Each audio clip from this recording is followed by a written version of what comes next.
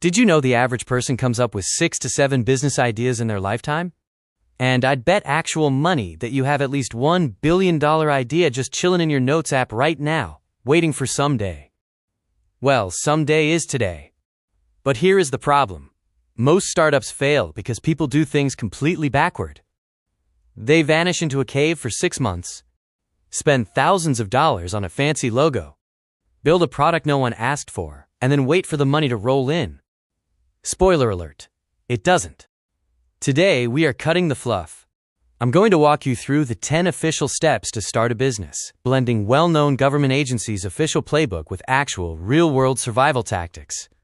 No BS, no $500 an hour consultant fees. Grab a notebook, and let's turn that Notes app pipe dream into a legal, money-making reality. Welcome to Inception Beacon, and we're here to ignite startup success for new founders. Step 1. Market research. Or does anyone actually care? Market research tells you if there's a real opportunity to turn your cute idea into a successful business. You need to find out if your idea solves a real problem that people actually have.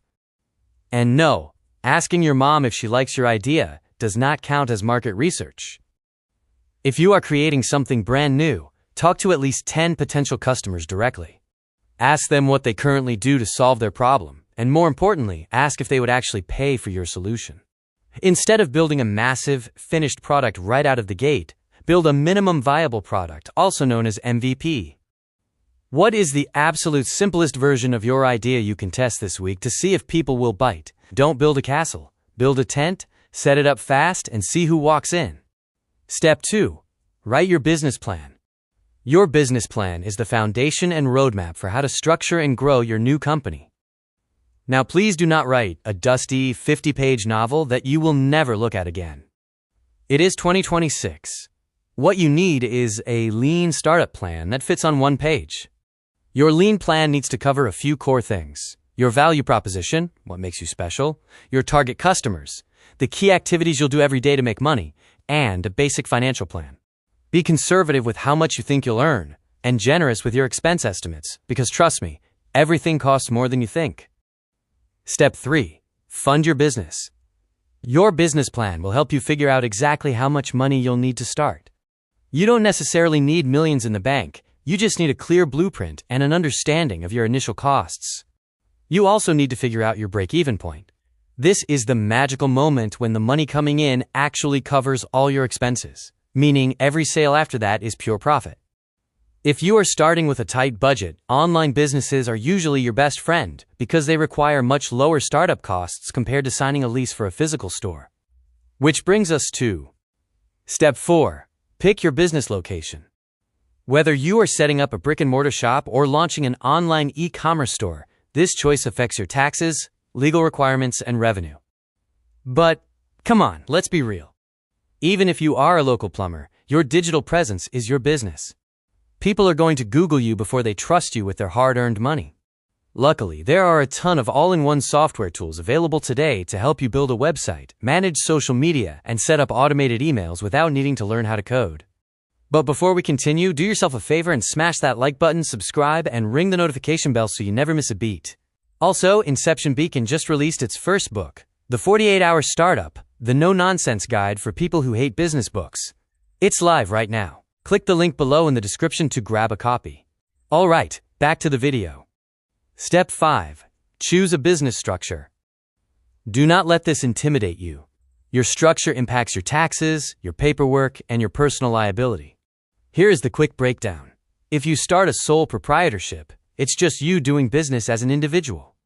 It's easy, but there is a massive catch. You have zero legal liability protection. If someone sues your business, they can literally come after your house or your car to pay those debts. Because of that, most serious beginners should probably set up an LLC or limited liability company. An LLC creates a separate business entity that protects your personal assets. It costs a few $100 to set up, but think of it as cheap insurance against financial ruin. If your business starts making a ton of profit later on, you can always switch to an S corporation to save money on taxes. But an S corp comes with a lot of annoying administrative burdens, like running formal payroll. Keep it simple to start. Steps 6 and 7. Choose your name and register your business. Or we call it name it and claim it. Now this one is a double whammy. First, you want a name that reflects your brand and isn't already taken by someone else. But please, do not lose 3 weeks of sleep over this. Pick the best name you can think of and roll with it. If you hate it a year from now, you can legally change it or adopt a doing business as or DBA name very easily and cheaply. And second, register your business or claim it. This is how you make it legal and protect your brand. Usually you just log on to your state's Secretary of State website, click Form a Business Entity, fill out some basic info, and pay a filing fee. In some states, your business is officially born in literally 1 day. Please note that this only applies in United States, and it will differ in other countries. Step 8. The infamous EIN, or also known as Employer Identification Number. This is basically the social security number for your new business. You will need it to open a bank account and pay taxes. Listen to me very carefully on this one. There are tons of third-party websites out there that will try to charge you $100 or $200 to get your EIN for you. That is a scam. It is completely free, instant, and incredibly easy to do yourself directly on the irs.gov website. Don't pay someone for a free form. Note, this only applies in United States. Step 9. Apply for licenses, permits, and insurance. To keep your business running smoothly and legally compliant, you might need specific licenses depending on your industry and state. Do a quick online web search for your local requirements so the government doesn't shut you down on day 2. Also, get insurance. General liability or professional liability insurance is usually much cheaper than you realize, and one quick consultation with an agent can save you massive headaches later. And finally, step 10. Open a business bank account. Once you have your EIN and your official formation paperwork from the state, march right into a bank and open a checking account specifically for your business. Here's the golden rule that separates real business owners from chaotic hobbyists. Never mix your personal and business finances. Do not use your business debit card to buy your groceries, and don't deposit client checks into your personal checking account. It creates a massive, ugly nightmare when tax season rolls around. Keep track of your sales and expenses, whether that's in a simple Excel spreadsheet or software like QuickBooks, and set money aside for your taxes. And that is it. Once you've hit those 10 steps, congratulations, it is time to cut the ribbon. Your business is officially open. From here on out, your job is to build, measure, and learn.